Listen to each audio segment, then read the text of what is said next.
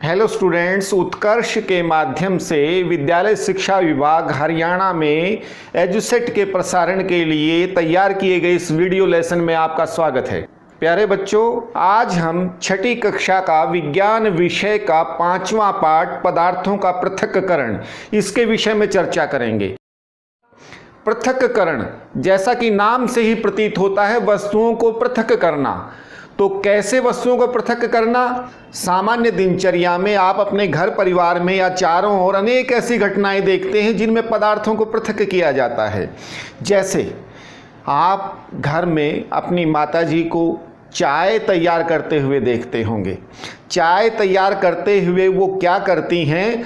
उबली हुई चाय को उससे चाय पत्ती अलग करने के लिए, यानी कि चाय का जो द्रव पदार्थ है उससे ठोस चाय की पत्ती को अलग करने के लिए चालनित्र यानी छलनी का प्रयोग करती हैं उसमें डाल करके, और फिर उपयोग की जाने वाली द्रव चाय को हमें सेवन के लिए दिया जाता है और जो बची हुई चाय पत्ती है उसे फेंक दिया जाता है।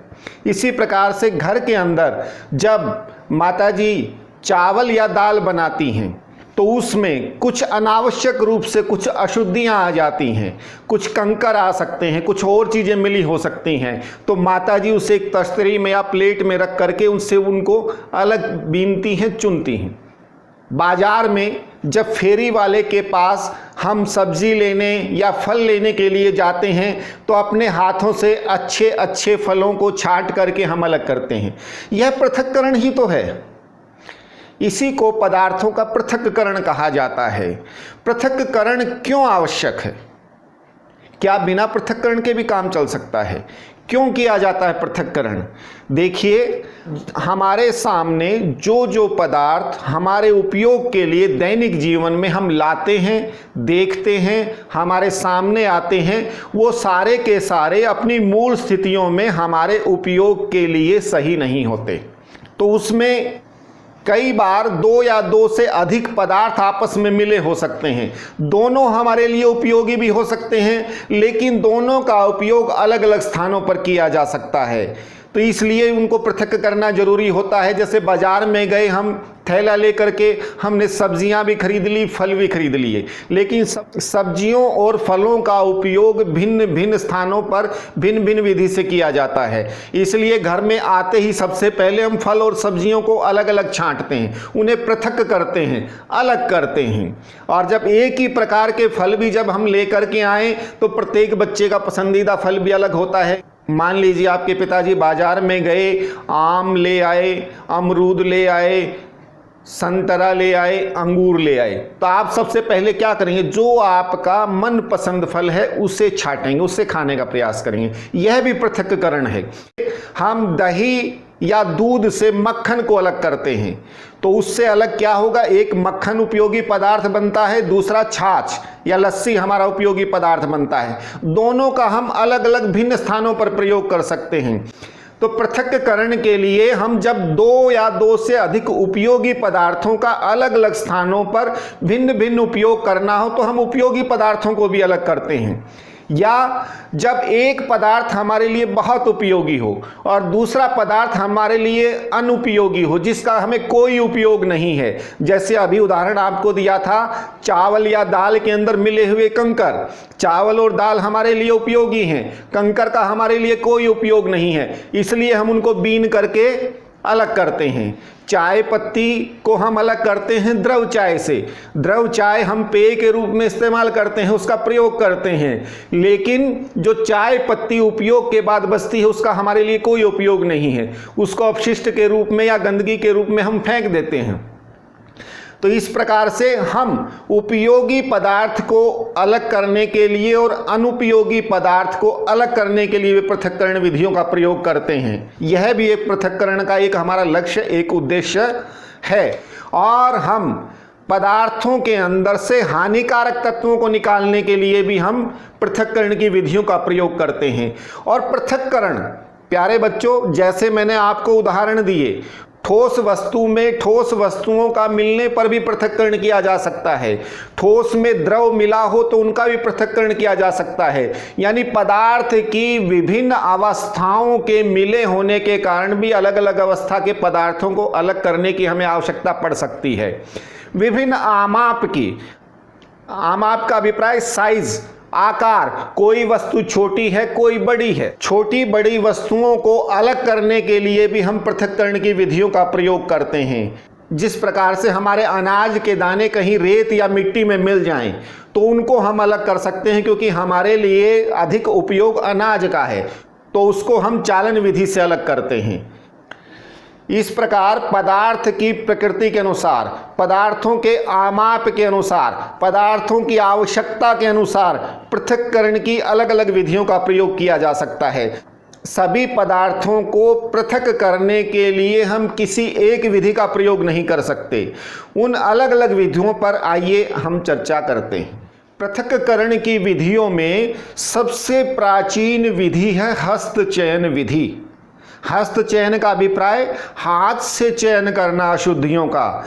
जब वस्तु की मात्रा बहुत थोड़ी हो, उसके अंदर अशुद्धियां बहुत कम मिली हों और हमारे पास उन अशुद्धियों को या उन पदार्थों को पृथक करने के लिए और कोई संसाधन उपलब्ध नहीं हो, तब प्रायः इस विधि का प्रयोग किया जाता है। जैसा नाम से ही पता चलता है, इसमें हाथ से हम अशुद्धियों का चयन करते हैं या पदार्थों को अलग अलग करते हैं। जैसे आपको पहले उदाहरण दिया था, फल सब्जियों को अलग करना, विभिन्न प्रकार के फलों में से मनपसंद फलों को अलग करना, या हमारे घर में माताजी जब दाल या चावल बनाती हैं तो उनमें से कंकरों को अलग करना, केवल थोड़ी मात्रा में करना हो, या जब गेहूं को पीसने के लिए ले करके जाते हैं तो उनमें से भूसा निकालते हैं। बहुत कम मात्रा में कुछ तिनके विनके मिले होते हैं।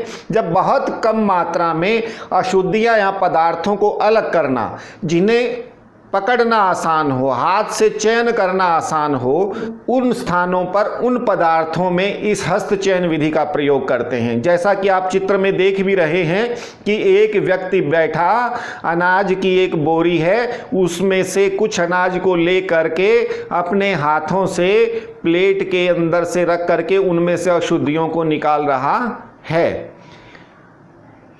तो ये पदार्थों का पृथक्करण हुआ। लेकिन जब बहुत अधिक मात्रा में हमारे पास पदार्थ हो या वस्तुएं हो, जैसे मान लीजिए खेत में किसान ने फसल बो रखी है और उसमें हजारों लाखों पौधों के ऊपर गेहूं की बालियां लगी हुई हैं या चने के उसके अंदर से टाट या फल लगे हुए हैं, तो वहां पर हस्त चयन विधि का अगर प्रयोग करेंगे तो बड़ा मुश्किल है। आम के पेड़ से आम तोड़ना या अमरूद के पेड़ से अमरूद तोड़ना, संतरे के पेड़ से संतरा तोड़ना, उसमें आप हस्त चयन विधि का प्रयोग कर सकते हैं। लेकिन फसल की बालियों से अन्न कणों को अलग करने के लिए हम हस्त चयन विधि का प्रयोग करेंगे तो हमारी बहुत अधिक ऊर्जा और समय का नुकसान होगा, और यह बहुत अधिक प्रायोगिक, बहुत अधिक हमारे लिए उपयोगी नहीं रहेगा। तो उसके लिए जिस विधि का प्रयोग किया जाता है वह हमारी पृथक्करण की दूसरी विधि थ्रेसिंग कहलाती है। थ्रेसिंग यानी ये अंग्रेजी के शब्द थ्रस्ट से बना है। थ्रस्ट मतलब झटका, झटके से अनाज की बालियों को या उसके जो गट्ठड़ बनाया जाता है उनको हाथों से पत्थर पर या किसी भी कठोर पदार्थ के ऊपर पटका जाता है, तो झटके से उन बालियों से अन्न के कण अलग हो जाते हैं। यह हमारी पदार्थों को पृथक करने की दूसरी सबसे प्राचीनतम विधि है। इसका नाम क्या बताया मैंने आपको? थ्रेसिंग। और पहले थ्रेसिंग हाथों से की जाती थी। पहले मानव थ्रेसिंग स्वयं अपने हाथों से करता है, लेकिन आजकल इसके लिए बहुत बड़ी बड़ी मशीनें भी आई हुई हैं। मशीनों के माध्यम से भी थ्रेसिंग की जाती है। इसके बाद पदार्थों को अलग करने की तीसरी बहुत पुरानी विधि है निष्पावन। यह विधि केवल उन पदार्थों को, उन वस्तुओं को अलग करने में प्रयोग की जाती है जिनका घनत्व अलग अलग हो। घनत्व से अभिप्राय क्या है? उनका भार अलग अलग हो। एक वस्तु हल्की हो और दूसरी वस्तु भारी हो। जैसे अनाज से भूसे के कणों को अलग करना हो। जो हमारे ग्रामीण परिवेश के बच्चे हैं वो तो बहुत अच्छी तरह से जानते होंगे, बहुत अधिक मात्रा में अनाज हो और उससे भूसे के कण को अलग करना हो, जैसा कि आप चित्र में भी देख रहे होंगे कि एक महिला हवा का प्रवाह देखती है और थोड़ा ऊंचाई पर खड़ी होकर के और एक उनको धीरे धीरे अनाज को नीचे गिराएगी, और नीचे गिराने से क्या होगा, हवा की बौछार से हल्के कण हवा के दबाव को सहन नहीं कर पाते, वो दूर गिरेंगे और भारी अनाज के कण बिल्कुल नीचे गिरते हैं। तो इस प्रकार से हल्के और भारी कणों को निष्पावन विधि से हम अलग कर सकते हैं। और जैसा ही नाम से प्रतीत है, पावन यानी पवन के उपयोग से, हवा के उपयोग से।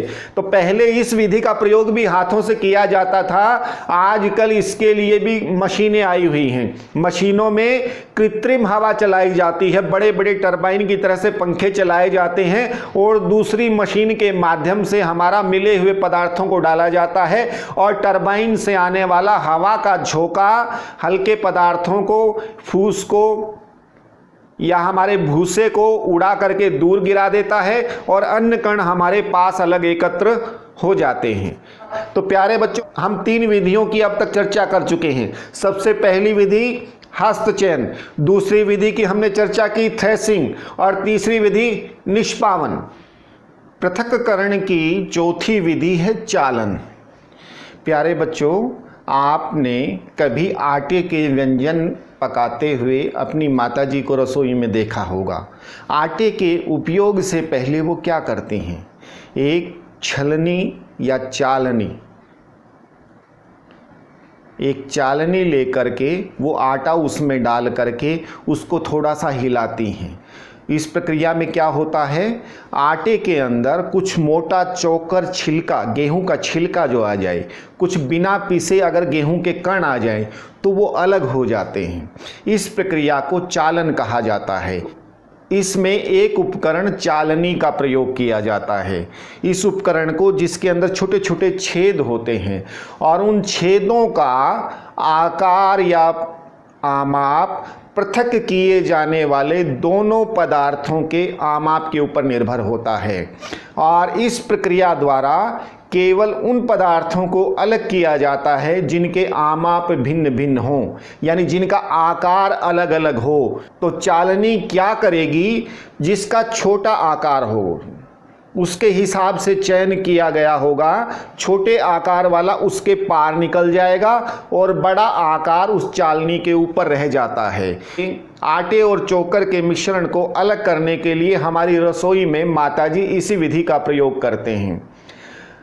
और जहाँ कुछ आटे की मील होती हैं, हमें तो थोड़ा सा जो है अलग करना होता है, घर में आटा आधा किलो या 1 किलो जब माताजी करती हैं उपयोग। लेकिन अगर आटा मिल, एक बहुत बड़ी फैक्ट्री जिसमें बहुत अधिक मात्रा में अलग करना हो, वैसे तो हमारा गेहूं से फूसा अलग करने के लिए आपको पहले एक विधि बताई गई थी हमारी, थ्रेसिंग के माध्यम से या निष्पावन के माध्यम से। लेकिन फिर भी जब गेहूं आता है मिल के अंदर, कुछ भूसे के कण या अन्य प्रकार की कुछ अशुद्धियां रह जाती है, तो वहां बहुत बड़ी चालनी का प्रयोग करते हुए उसे टेढ़ा रखा जाता है, जिससे उसके अंदर आई हुई अशुद्धियों को फैक्ट्री में या मिल के अंदर अलग किया जाता है। इसी प्रकार का प्रयोग आपने राजमिस्त्रियों को करते हुए भी देखा होगा। राजमिस्त्री यानी जो हमारा भवन निर्माण करते हैं, भवन निर्माण करते हुए वे रेत और सीमेंट, कंक्रीट आदि पदार्थों का उपयोग करते हैं। जब रेत, प्लास्टर के लिए रेत में सीमेंट मिलाया जाता है, उनके बीच में मोटे कण आ जाएं तो राजमिस्त्री को बहुत परेशानी होती है, तो हमारा प्लास्टर या लिपाई अच्छी तरह से नहीं हो पाती। तो इसको दूर करने के लिए भी हमारे मजदूर या राजमिस्त्री इसी प्रकार की चालनी का प्रयोग करते हैं। जैसा कि आप चित्र में देख रहे होंगे कि एक मजदूर फावड़े का प्रयोग करके रेत सीमेंट के मिश्रण से अशुद्धियों को, कंकरों को, मोटे कंकरों को अलग कर रहा है। अभी तक जिन विधियों पे हमने चर्चा की, प्यारे बच्चों, आपने ध्यान दिया होगा वो सभी ठोस पदार्थों में ठोस पदार्थों को अलग करने की विधियां थी। भले ही वो हस्त चयन की विधि हो या थ्रेसिंग की हो, निष्पावन की हो या चालन की हो, लेकिन हमारे दैनिक जीवन में ऐसी भी अवस्थाएं आती हैं जब हमें द्रव और ठोस के मिश्रण में से हमें हमारे अच्छे उपयोगी पदार्थों का चयन करना होता है। जैसे चावल या दाल के अंदर कंकर मिले हों तो हमारी माताजी हस्त चयन विधि से अलग करती हैं, लेकिन उनके साथ कुछ धूल कण भी तो मिले हो सकते हैं। उनके लिए क्या किया जाना चाहिए? तो उसके लिए हमारी माताजी क्या करती हैं, पहले दाल या चावल को पानी में भिगोती हैं। तो पानी में जब भिगोया जाएगा तो हमारे दाल चावल के कण पानी में घुलेंगे या मिट्टी? बहुत अच्छे, मिट्टी के कण पानी में मिल जाएंगे और उस पानी को फिर निकाल दिया जाएगा तो धूल के कण उसके साथ चले जाएंगे और कंकरों को हम हस्त चयन विधि से अलग कर सकते हैं। लेकिन कई बार द्रव और ठोस में इस प्रकार की हमारी स्थितियां भी हो सकती हैं जब इस प्रकार से हस्त चयन से उनका संभव नहीं होता। इसी प्रकार की पदार्थों को पृथक करने की एक विधि है, 3 विधियों का समायोजन है उसके अंदर। 3 विधियां क्या हैं? अवसादन, निस्तारण और निस्यंदन। आप देखिए, इनको समझने का प्रयास करते हैं। कभी आपने हैंडपंप का पानी पिया है? आपने देखा होगा कि कई बार उसके अंदर मिट्टी के कण साथ मिल करके आ जाते हैं। तो उसके लिए हम क्या करते हैं? जो हमारे शिक्षक शिक्षिका या हमारे घर में जो बड़े बुजुर्ग हैं वो बताते हैं कि कुछ देर तक हैंडपंप के या ऐसे मिट्टी मिले हुए पंकिल पानी को हम थोड़ी देर के लिए छोड़ दें। तो इसमें क्या होगा कि हमारे मिट्टी के कणों का भार अधिक होता है और वो कुछ देर बाद क्या होगा, उनका अवसादन हो जाएगा, यानी वो मिट्टी के भारी कण नीचे बैठ जाएंगे। इस प्रक्रिया को अवसादन कहा जाता है। और जैसे ही भारी मिट्टी के कण नीचे बैठ जाएं, बड़ी सावधानी से उस बर्तन को बिना हिलाए धीरे धीरे अलग करना, उसको निस्तारण कहा जाता है। यह प्रक्रिया दैनिक जीवन में हमारे घरों में अनेक बार अपनाई जाती है। आप प्रयोगशाला में बीकर के माध्यम से एक मिट्टी मिले जल को इस प्रकार से अलग करके यह क्रियाकलाप संपादित कर सकते हैं। लेकिन क्या हम ठोस और द्रव के मिश्रण में सभी अघुलनशील पदार्थों को अवसादन और निस्तारण के द्वारा अलग कर सकते हैं? घर में जब चाय बन रही हो, इस क्रियाकलाप को द्रव चाय के साथ करके देखना। हमने पहले भी उदाहरण दिया था। आप अवसाधन के माध्यम से द्रव चाय और चाय की पत्तियों को अलग करने का प्रयास करें। आप अवसादित होने देने के पश्चात उस घोल को उतार करके उस घोल को सावधानी से चाय के कप में डाल लें। आप अवलोकन करके देखें, क्या सारी चाय की पत्तियां अलग हो गई हैं? नहीं, आप देखेंगे कि कुछ अशुद्धियां यानी चाय की पत्तियां अब भी आ गई हैं।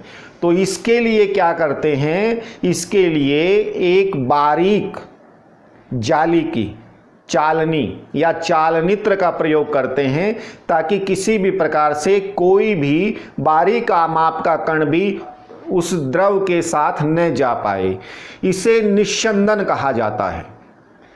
तो इस प्रकार से इस विधि के अंदर अवसादन, निस्तारण, निस्यंदन 3 विधियों का समावेश है।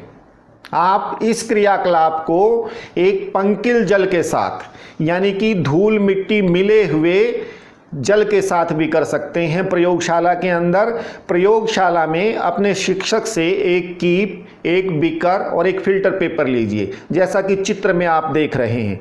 और इस फिल्टर पेपर की 4 तह करने के बाद 3 तह एक तरफ और 1 तह एक तरफ, ऐसे करने पर वो एक हमारा चालनित्र का काम करेगा। और फिल्टर पेपर की क्या खासियत है, यह द्रव को अपने से पार जाने देता है और ठोस कणों को अपने ऊपर रख लेता है, तो यह एक चालनित्र का काम करेगा। तो इस प्रकार हम पंकिल जल से हम अशुद्धियों को, ठोस अशुद्धियों को, अघुलनशील अशुद्धियों को इस विधि से अलग कर सकते हैं। इस निस्यंदन विधि का हमारे दैनिक जीवन में बहुत स्थानों पर प्रयोग किया जाता है।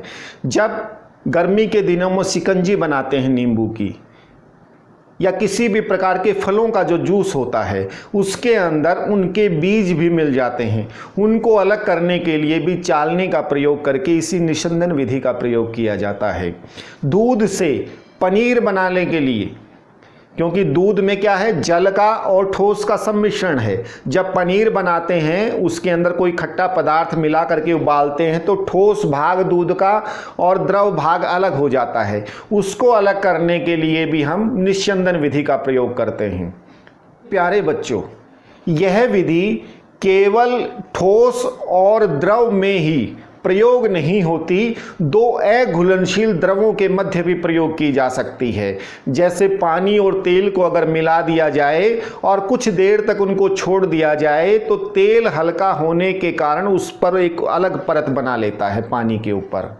पेट्रोल और पानी का 2 भिन्न प्रकृति के अघुलनशील द्रवों को भी अलग करने के लिए हम इस विधि का प्रयोग कर सकते हैं। जैसे तेल और पानी, केरोसिन और पानी, पेट्रोल या पानी, इस प्रकार के हमारे 2 अघुलनशील द्रवों को भी विधि के माध्यम से अलग किया जा सकता है। लेकिन प्यारे बच्चों, अगर 2 पदार्थ जिनमें एक द्रव और एक ठोस वो आपस में घुलनशील होंगे तो हम कैसे अलग करेंगे?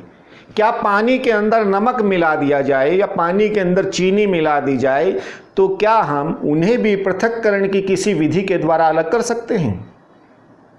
हाँ, बिल्कुल किया जा सकता है, लेकिन उसके लिए हमारी पूर्व वर्णित जो विधियां हैं उनका उपयोग नहीं किया जा सकेगा। उसके लिए हमें अलग विधि का प्रयोग करना होगा और वह विधि कहलाती है वाष्पन।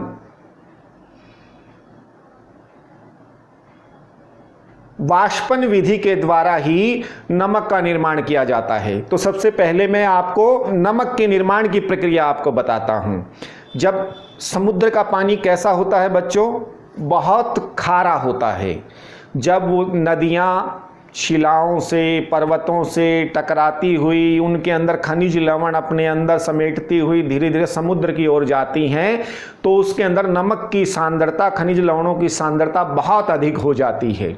और बहुत अधिक सांद्रता होने के कारण उसका उपयोग बहुत सरल विधि से, शीघ्रता से नमक प्राप्त करने के लिए किया जा सकता है। तो नमक बनाने वाले किसान प्राय क्या करते हैं, वो समुद्र के पानी को बड़ी बड़ी क्यारियों में मेड़ लगा करके रोक देते हैं और जैसे सूरज की धूप निकलेगी, बड़ी बड़ी क्यारियों में जमीन के ऊपर नमक का पानी है, सूरज की धूप से पानी की प्रकृति क्या है, वो वाष्प बन करके उड़ता रहेगा और जैसे जैसे वाष्प बनके पानी उड़कर ऊपर वातावरण में जाता रहेगा और नीचे नमक की परत शेष रह जाएगी, तो फिर उस नमक को इकट्ठा कर लिया जाता है। इस प्रकार से नमक का निर्माण होता है। आप नमक और पानी के घोल से नमक को अलग करने के लिए भी इसी विधि का प्रयोग कर सकते हैं। अब इसके लिए हम जब प्रयोगशाला में हमें अलग करना हो तो अगर उसको हम जल को खुले में छोड़ेंगे तो वाष्पीकरण की प्रक्रिया में बहुत समय लगेगा। इसलिए हम प्रयोगशाला में जल को वाष्पीकृत करने के लिए हम स्पिरिट लैंप का या बर्नर का प्रयोग कर सकते हैं। आप जैसा कि चित्र में देख रहे हैं, एक बीकर के अंदर पानी और पानी के अंदर नमक मिलाइए और मिला करके जब वो पूरा घुल जाए, अब इसको हम निस्यंदन के द्वारा, चालन के द्वारा, किसी भी विधि से अलग नहीं कर पाएंगे। अब उसको एक ट्राइपैड या तिपाई के ऊपर रखिए और नीचे बर्नर लगा दीजिए। आप धीरे धीरे देखेंगे कि पानी भाप बन करके उड़ने लगेगा और कुछ ही समय में पूरा पानी भाप बन करके उड़ जाएगा और बीकर की तली में जो अवशेष बचेगा वो हमारा नमक होगा। प्यारे बच्चों, हमने आज पृथक्करण की 6 विधियों के बारे में पढ़ा और पढ़ा कि किस विधि का प्रयोग कहाँ पर किया जाना है। लेकिन कई बार पदार्थों को अलग करते हुए एक ही विधि पर्याप्त नहीं होती, हमें एक से अधिक विधियों का भी प्रयोग करना पड़ सकता है। जैसे नमक और रेत का अगर मिश्रण हो तो उसे हम अलग कैसे करेंगे? एक एक करके विधियों पे सोचते जाइए। क्या उसको हम हस्तचयन विधि से अलग कर पाएंगे? नहीं, क्योंकि रेत और नमक दोनों के कण बारीक हैं। क्या उसको हम चालन विधि से अलग कर पाएंगे?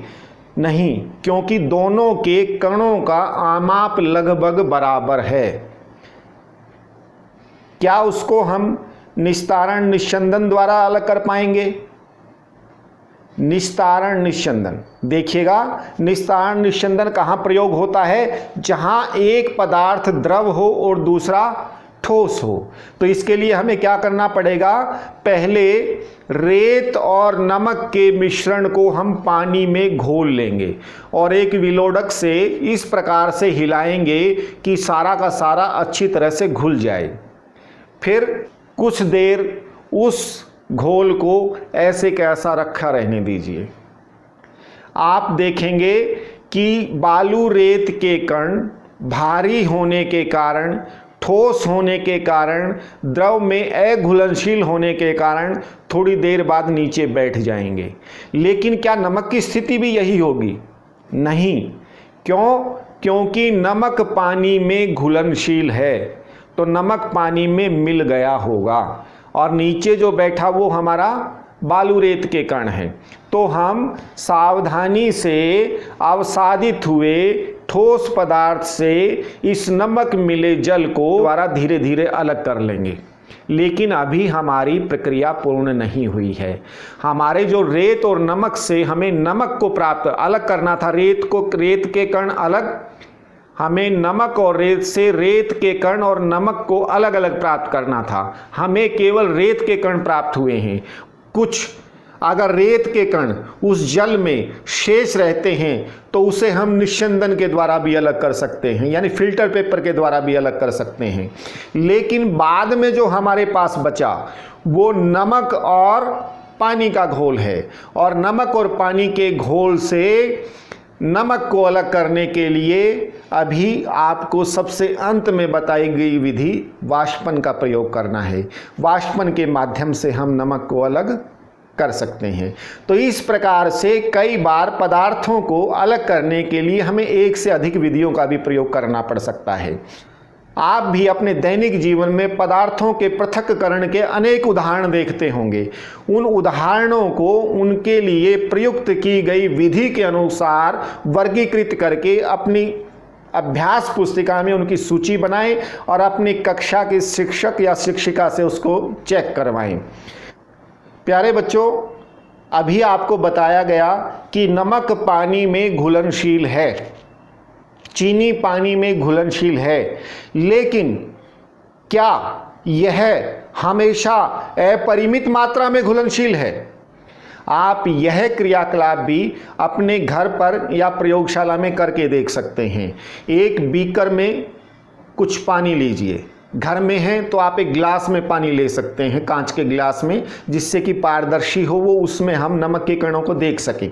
उसमें 1 चम्मच नमक मिलाइए और हिलाते रहिए, फिर मिल जाएगा पूरा, फिर दूसरी मिलाइए, तीसरी मिलाइए, ऐसे करते रहिए। एक स्थिति ऐसी आएगी जब आप 5-6 चम्मच मिला देंगे, उसके बाद आप देखेंगे कि नमक के कण पानी में मिलना या घुलना बंद हो जाते हैं। इस प्रकार के घोल या विलयन को संतृप्त घोल या संतृप्त विलयन कहा जाता है। किसी भी घुलनशील ठोस पदार्थ के उस द्रव में घुलने की मात्रा प्रत्येक पदार्थ की अलग अलग होती है। एक निश्चित मात्रा के पश्चात घुलनशील पदार्थ भी द्रव के अंदर घुलना बंद कर सकते हैं। नमक और रेत के मिश्रण को अलग करने की गतिविधि अभी कुछ समय पहले आपको बताई थी। यदि नमक को संतृप्त अवस्था तक पहुंचा दिया जाए तो हमें मिलने वाले नमक की मात्रा कम प्राप्त होगी, क्योंकि अघुलनशील नमक फिर हमारा निस्यंदन के द्वारा रेत के कणों के अंदर मिल करके चला जाएगा। ऐसी स्थिति में उसे पुनः प्राप्त करने के लिए संतृप्त घोल के अंदर द्रव की मात्रा को बढ़ा करके हम पूर्ण नमक को प्राप्त कर सकते हैं। तो प्यारे बच्चों, आज हमने पृथक्करण की विभिन्न विधियों के बारे में पढ़ा।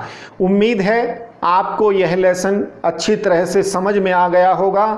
आप अपने अध्ययन की पूर्णता के लिए अपनी पाठ्य पुस्तक में दिए गए विभिन्न बिंदुओं का एक बार पुनर्पाठ अवश्य करें। Okay students, bye.